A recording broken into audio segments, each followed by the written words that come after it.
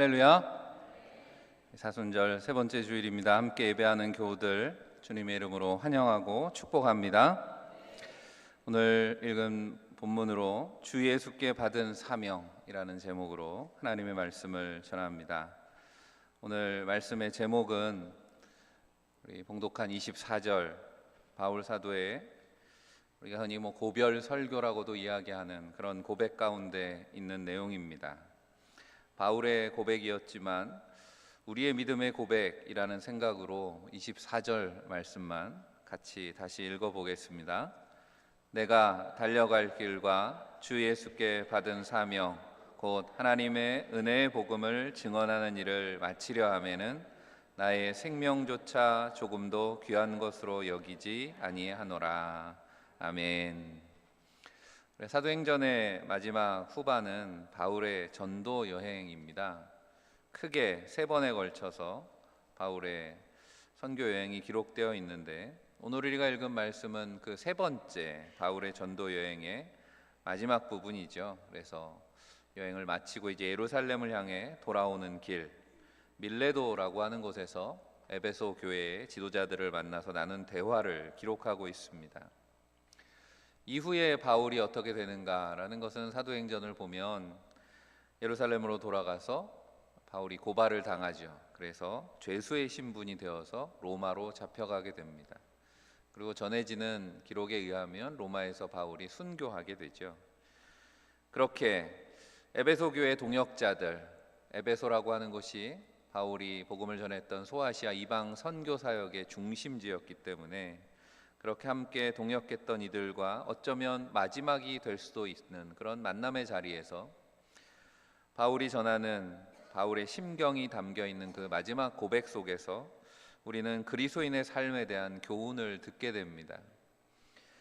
첫 번째로 한번 따라해 봅시다. 나는 사명을 받았습니다.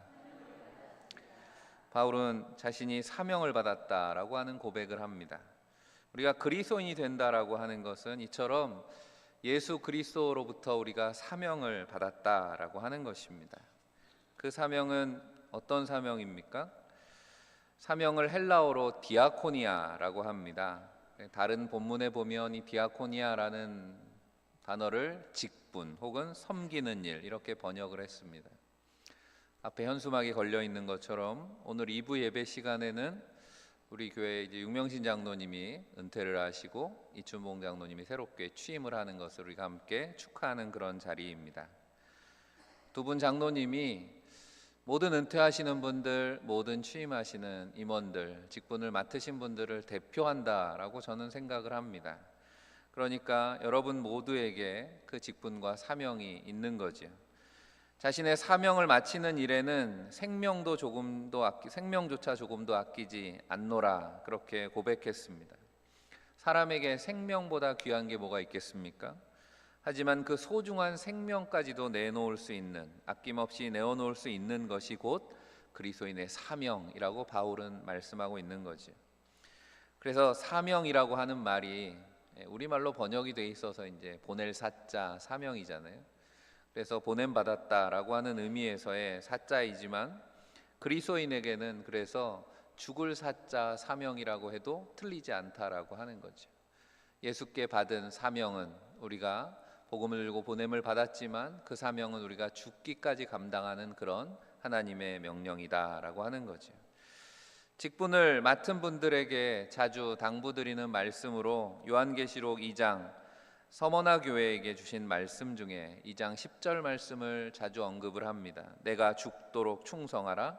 그리하면 내가 생명의 관을 내게 주리라. 주님 말씀하십니다.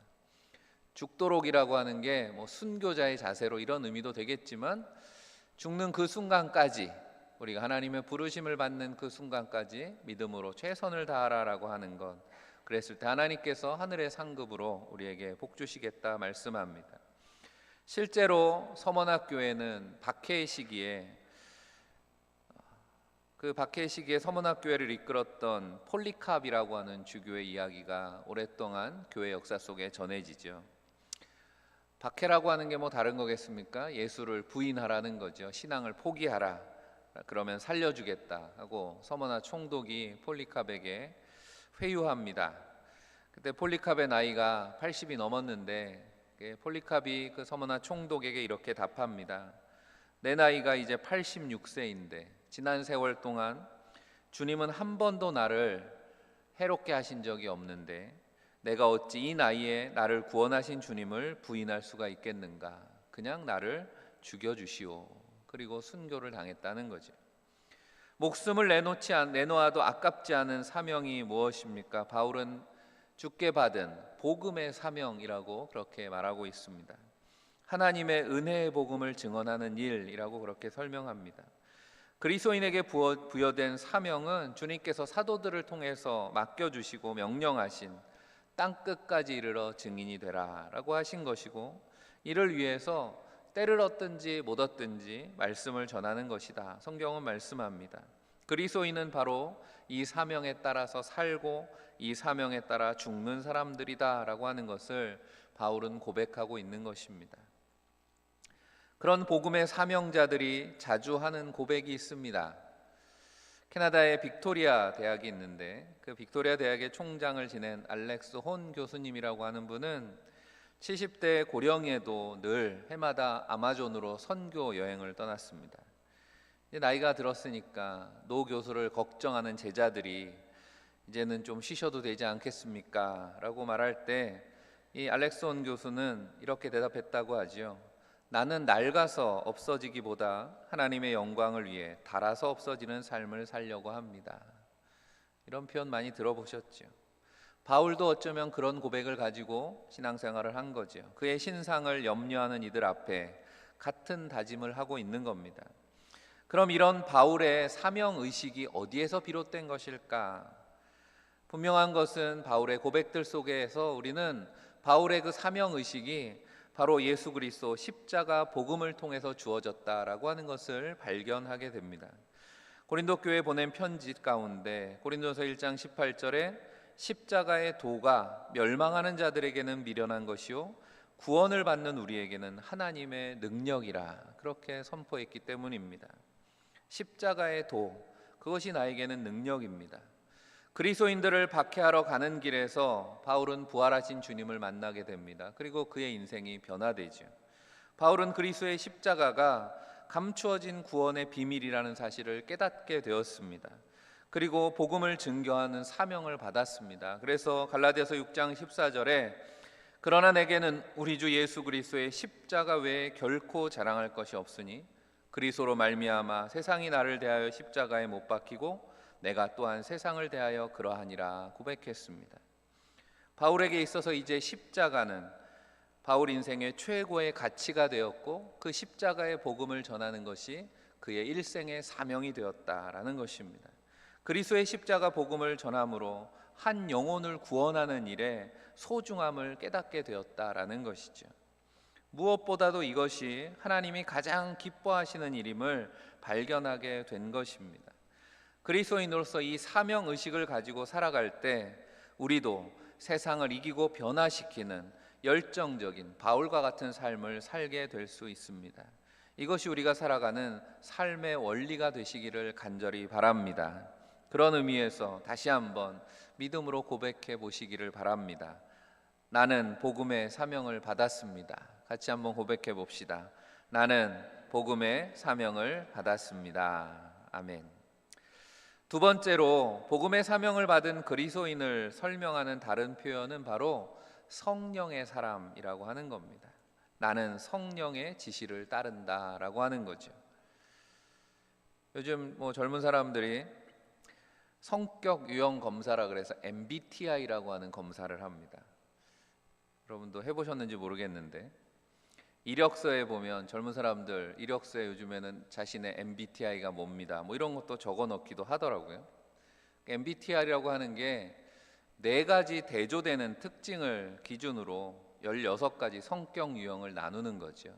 이게 내향형인가 외향형인가 아니면 의지를 주로 가지고 아니면 감정을 가지고 움직이는가 이런 것들을 가지고 2가지 팩터를 4가지로 나눠서 16개 성격 유형을 나누는데 성경에 드러나 있는 바울의 모습만으로 바울의 성격을 평가하는 것이 정확하지 않을 수는 있겠지만 몇 가지는 확인해 볼 수 있는 거죠. 바울의 성격이 외향적이었을까 내향적이었을까는 대부분이 적극적이고 외향적이었다라고 생각을 하죠. 그래서 그럴 경우에는 이 MBTI 중에 알파벳 E를 씁니다. 외향적이다라고 하는 거예요. 또 복음의 사명에 대한 분명한 목적을 가지고 체계적으로 사역을 감당했기 때문에 가는 곳마다 교회를 세우고 계획에 따라서 사역을 진행하는 것을 보면 바울의 성격은 꽤나 계획적이었을 거라는 거죠. 계획적인 성격을 J라고 표현을 하는데, 이 J 성향의 바울의 모습이 본문에도 드러나 있습니다.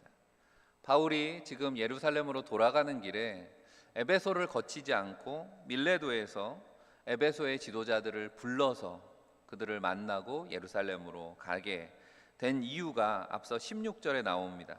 바울이 아시아에서 지체하지 않기 위하여 에베소를 지나 배 타고 가기로 작정하였으니 이는 될 수 있는 대로 오순절 안에 예루살렘에 이르려고 급히 가미러라 말씀하죠. 바울이 예루살렘으로 급히 가야 되는 이유가 있었습니다. 뭐냐면 오순절 안에 예루살렘 교회에 바울이 선교 여행을 통해서 아시아에 있는 교회들로부터 모은 선교 헌금을 예루살렘 교회에 전달하기 위해서였다라고 하는 거죠. 다른 성경 본문에 보면 그 당시에 기근이 심해서 예루살렘 교회가 성도들이 많은 어려움을 당하고 있었기 때문에 이방에 있는 교회들이 예루살렘 모교회에 선교 헌금을 모금하고 있었다는 거죠. 그것을 전달하기 위해서 급하게 가려다 보니 3년 동안 바울이 동고동락하면서 머물러 있었던 에베소 교회에 들르는 것마저 마다하고 밀레도에서 그저 지도자들을 잠깐 만나는 것에 만족했다라는 거죠. 그런 바울의 계획을 지배하는 것이 무엇이었을까? 22절에 보라 이제 나는 성령에 매여 예루살렘으로 가는데 라는 말씀 속에 힌트가 들어 있습니다. 성령에 매여라고 하는 표현을 공동 번역에 보면 성령의 지시를 따라 이렇게 말씀하는 거죠. 그래서 두 번째 성령의 지시를 따릅니다 라는 말씀을 한 겁니다. 누구보다 철저하게 사역을 계획하고 그 계획에 따라서 움직였던 바울이었습니다. 에베소 교회 장로들도 바울과 3년 동안 같이 동역을 했기 때문에 바울의 그런 성격을 알고 있었던 것 같습니다. 그래서 18절 후반에 아시아에 들어온 첫날부터 지금까지 내가 항상 여러분 가운데서 어떻게 행하였는지를 여러분도 아는 바니라고 말하는 거죠. 첫날부터 지금까지 항상 바울은 그랬다는 거죠. 한자어로 하면 초지일관이라고 하는 겁니다. 처음이나 끝이나 늘 그렇게 꼼꼼하게 계획한 대로 행했던 그런 바울이라는 거예요.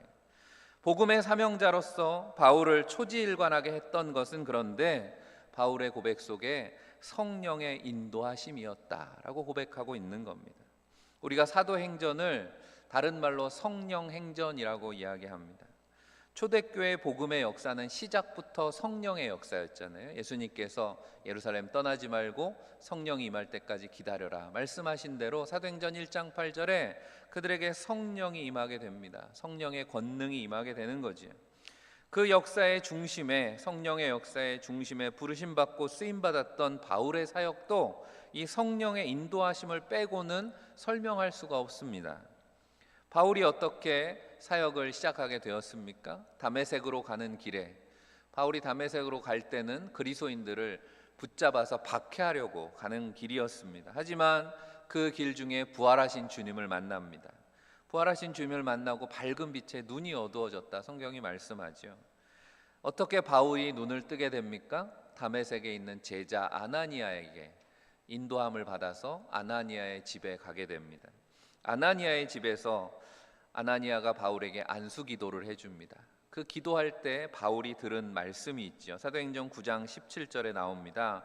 형제 사울아, 주 곧 내가 오는 길에서 나타나셨던 예수께서 나를 보내어 너로 다시 보게 하시고 성령으로 충만하게 하신다 하니. 아나니아의 기도 가운데 성령 충만의 기도를 받습니다. 그리고 나서 바울이 다시 보게 되는 거죠. 이후로 바울의 사역은 성령의 지시를 따르는 삶이었습니다. 바울이 안디옥 교회에서 바나바의 동역자가 되어서 처음 최초의 이방인 교회인 안디옥 교회를 크게 부흥시키죠. 그리고 나서 이방인 선교사로 안디옥 교회가 처음 선교사 파송을 하는 장면이 사도행전 13장에 나오는데, 13장 2절에 주를 섬겨 금식할 때 성령이 이르시되 내가 불러 시키는 일을 위하여 바나바와 사울을 따로 세우라 하시니, 성경은 안디옥 교회가 성령의 부르심에 순종해서 바나바와 사울을 선교사로 세웠다라고 말씀하고 있습니다. 우리가 잘 아는 이제 아시아 선교를 하는 중에 소아시아 선교를 하다가 선교지를 유럽으로 바꾸게 되죠. 유럽 선교로 선교의 지경이 확장되는 때에도 성령의 인도가 있었다, 성경은 기록하고 있습니다. 사도행전 16장 6절에 성령이 아시아에서 말씀을 전하지 못하게 하시거늘, 선교의 방향도 성령이 정하셨다라는 거죠. 그때 바울이 밤중에 환상 가운데 건너와서 우리를 도우라 라고 청하는 마케도니아 사람의 음성을 듣게 되죠. 그리고 그 마케도니아 사람의 청하는 것을 성령의 인도하심이라고 믿고 담대하게 에게해를 건너서 유럽의 필리포 지역의 복음을 전하게 되는 거죠. 이런 바울의 사역을 통해서 성령 충만이라고 하는 것이 성령을 따라서 보는 것이고 성령의 지시를 따라 순종하는 것이다라는 것을 우리가 깨닫게 됩니다. 그런데 그렇게 성령을 따른다라고 하는 것이 성령을 따라가면 그저 만사 형통하는가? 그렇지 않다는 거죠. 22절에 거기서 무슨 일을 당할는지 알지 못하노라, 바울이 이렇게 고백합니다.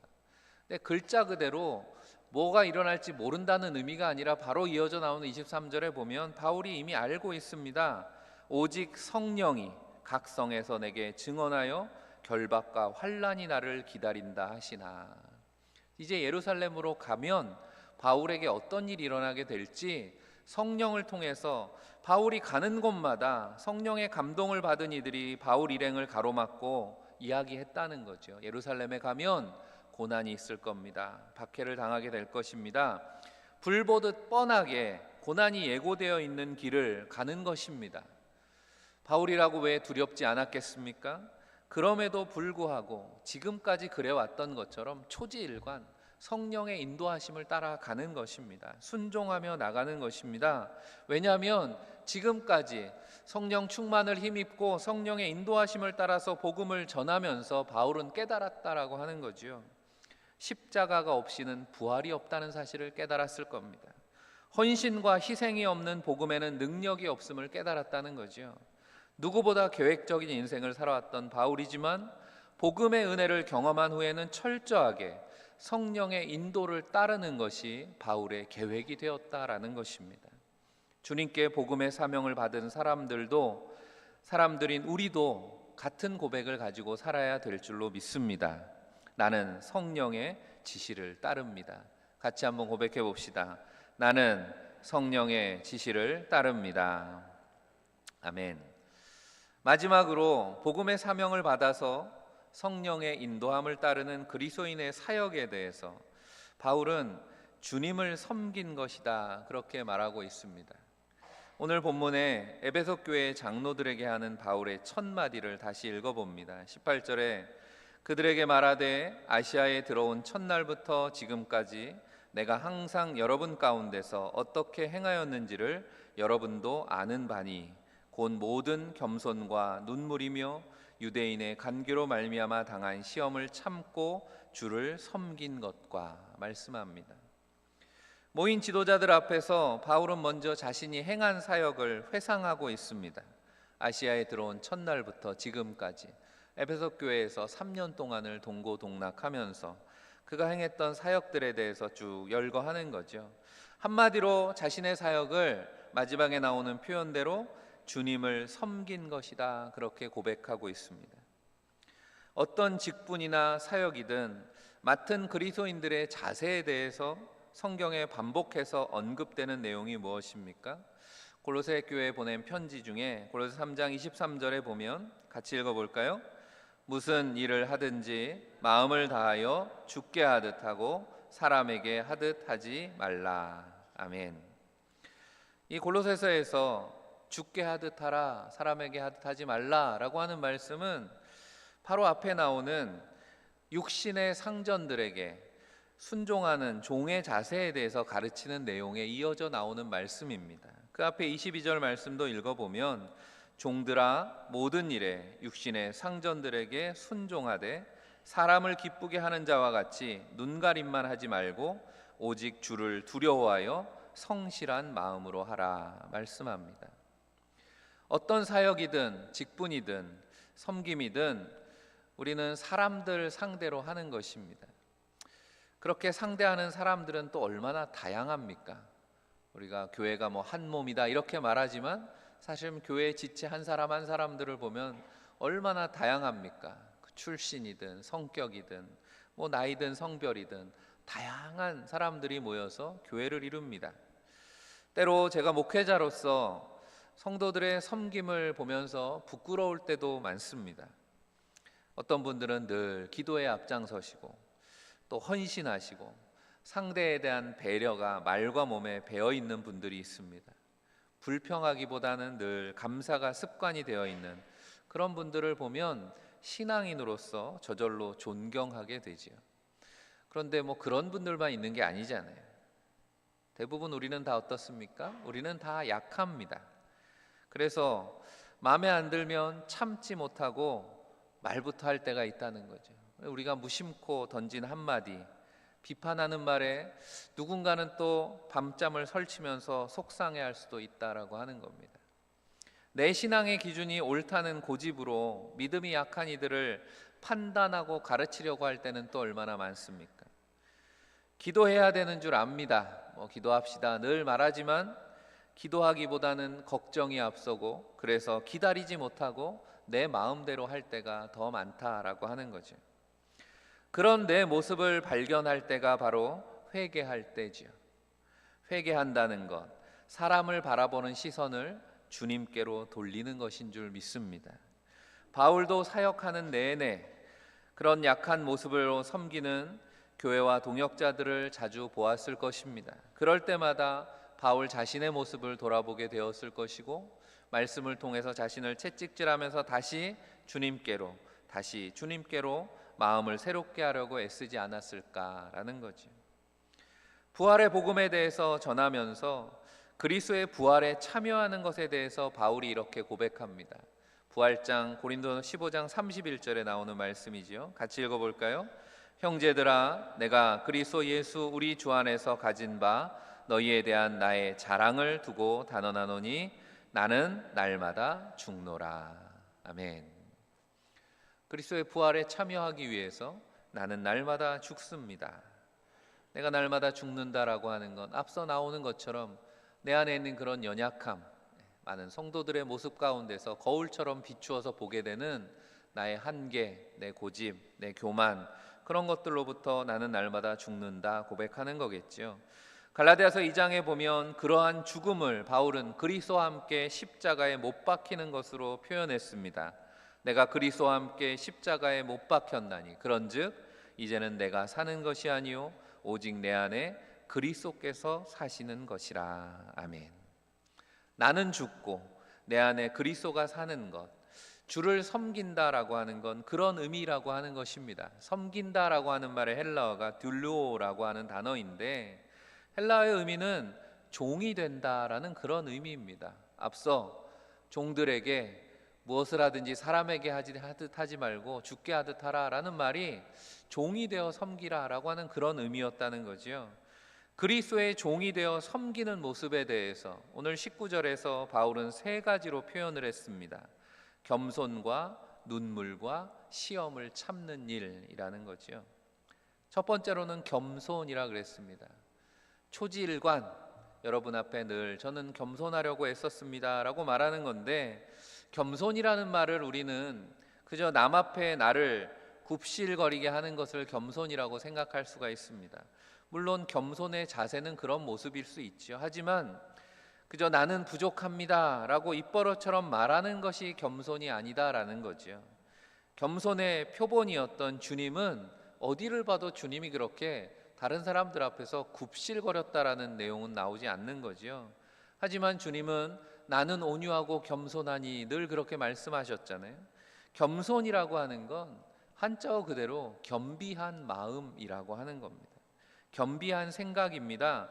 높은 곳에 마음을 두지 않고 낮은 데 두는 것.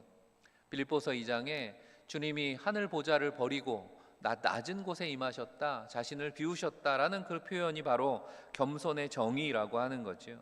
바로 복음을 위해서 자신을 포기하는 것입니다. 그리고 낮은 자들에게 찾아가서 복음을 전하며 그들을 귀하게 여기는 것입니다. 나보다 남을 낮게 여긴다라고 그렇게 빌립보서에서 말씀하죠. 주를 섬기는 것을 둘째로 눈물을 흘렸다 그렇게 말씀합니다. 눈물을 흘릴 때가 있습니다. 물론 자기의 죄를 회개하면서 흘리는 눈물도 눈물이겠지만 바울이 말하는 눈물은 성도를 위한, 교회를 위한 눈물을 일컫는 것이죠. 본문에서 그래서 눈물이라고 하는 말은 단수가 아니라 복수로 쓰여져 있습니다. 우리말로는 잘 구분이 되지 않지만 헬라어 원어에 보면 복수로, 복수 명사로 눈물이 기록되어 있습니다. 많은 눈물이라는 말이 그런 뜻이겠죠. 사명자는 눈물로 기도하는 사람이다 라고 말씀하고 있는 겁니다. 또 많은 눈물이라고 하는 건 성도들과 함께 흘리는 눈물을 의미하기도 합니다. 바울은 그래서 언제나 동역하는 교회들에게 늘 기도를 부탁했습니다. 자신을 위해서, 복음의 사역을 위해서 기도해 달라. 성도들과 함께 눈물로 기도하면서 그 많은 박해와 고난을 이겨냈다라고 하는 겁니다. 오늘 우리에게 주신 사명도 우리가 그렇게 감당해야 될 줄로 믿습니다. 눈물이 흘러야 교회가 바로 서게 되는 줄 믿습니다. 세 번째로는 시험을 참는 일이다 그랬습니다. 시험은 앞서 말한 많은 눈물의 이유가 되었겠지요. 유대인들의 비방과 복음에 대한 끊임없는 박해가 있었기 때문에 복음의 사역은 언제나 눈물의 사역일 수밖에 없었습니다. 초대교회 신앙의 역사는 그런 인내의 역사였습니다. 사도행전을 성령행전이라고 해서 성령 충만의 역사로 날마다 기적이 일어나고 놀라운 승리의 역사만 있었던 게 아니죠. 사도행전은 또한 고난의 역사이기도 했습니다. 성령의 역사가 있고 나면 반드시 고난이 있었고, 고난 앞에 교회와 성도들은 또 역시 눈물로 기도했고, 그렇게 고난을 또 하나 이겨내고 나면 또 다른 박해와 고난이 있었고, 그렇게 고난과 박해와 기도와 눈물과 또 승리의 역사가 사도행전의 인내의 역사였다라고 하는 거죠. 다른 방법이 없습니다. 고난이 있을 때는 고난은 피할 수가 없는 거다고 했죠. 고난은 그저 인내하는 수밖에 없는 겁니다. 견디고 또 견디는 것뿐입니다. 그런데 그렇게 수많은 눈물과 인내 가운데 그냥 견디는 것으로 끝났는가? 그렇지 않다는 거죠. 그런 눈물과 인내 가운데 무엇을 깨닫게 됩니까?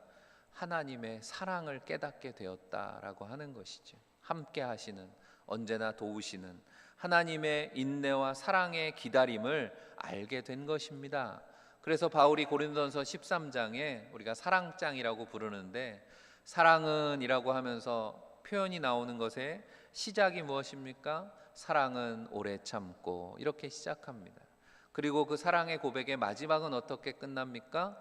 모든 것을 견디느니라. 사랑은 오래 참고 모든 것을 견딘다. 그렇게 사랑에 대해서 고백할 수 있었던 이유는 그 수많은 고난과 시련 앞에 눈물로 인내할 수 있었기 때문이다라고 하는 거죠.